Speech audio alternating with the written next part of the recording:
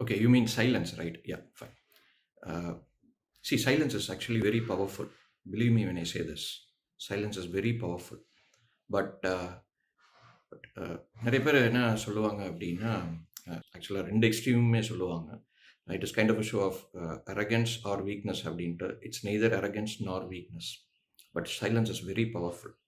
And ஒரு 4 சுச்சுவேஷன்ஸில் I insist anybody to stay silent. First,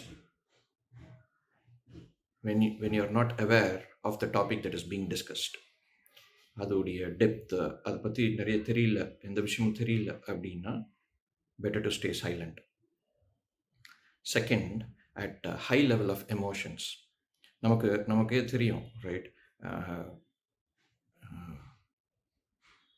over ஜாயாக இருப்போம், இல்லை ரொம்ப கோவத்தில் இருப்போம் அப்படின்ட்டு நமக்குள்ளே எப்போ சென்ஸ் ஆகிறோம் அப்படின்னா அந்த அந்த சுச்சுவேஷன்ஸில் it is better to stay silent. Third, when there is no respect for you on the table, நீங்கள் ஒரு இடத்துக்கு வந்திருக்கிறீங்க, அந்த இடத்துல உங்களுக்கான சரியான மரியாதை இல்லை அப்படிங்கிற இடத்துல it's better to stay silent. Of course மரியாதை இல்லை இடத்துல போயிருக்கக்கூடாது ஃபர்ஸ்ட் பிளேஸ், பட் போயாச்சு அப்படிங்கும் பொழுது அங்கே சைலண்ட்டாக இருக்கிறது better. Then fourth situation is when your words are not accepted there.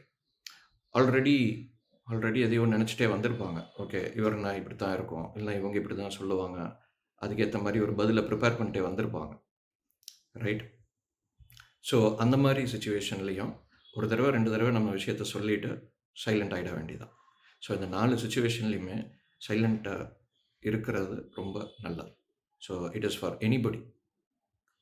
And I repeat, silence is very powerful. Practice it.